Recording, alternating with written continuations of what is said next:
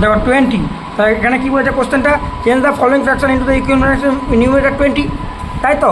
তাহলে নিউমেরেটর 20 করতে হবে না, এখানে নিউমেরেটর 20 করতে হবে।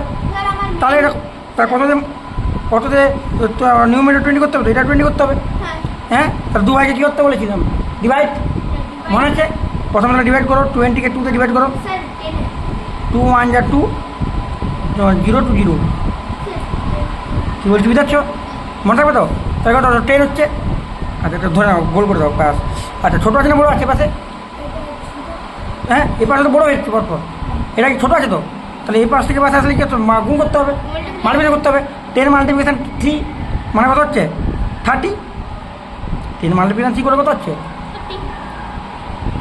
30 হচ্ছে তো, 30 এখানে নিয়ে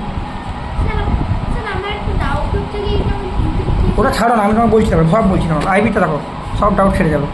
দেখো আইবিটা দেখো, এখানে দেখো 60/63, তাই তো? 60 কত আছে, তার নিয়মটা কত বলছে, 20 করতে হবে, 20 করতে হবে তো।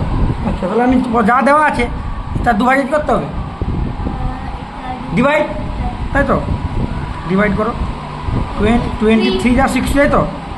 ও 20 গুণ করে দেখো না, 22 যা কত হচ্ছে 40 হচ্ছে, 20কে 3 দিয়ে করো, 3 2 যা 3 2 যা 6, ঠিক আছে? তো 23 যা 60 হচ্ছে, তো এখানে গোল করতে বলেছিলাম, মনে আছে? আচ্ছা গোল করলাম। আচ্ছা এই পাশে বড়ো না এই পাশে বড়ো, এই পাশে বড়ো, তাই তো?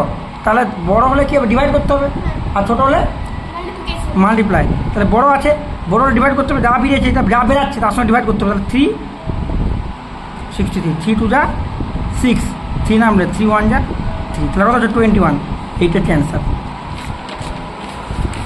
ভালো করে দেখো, আরও তোমাকে করতে দিচ্ছি, দেখো তোমরা করো।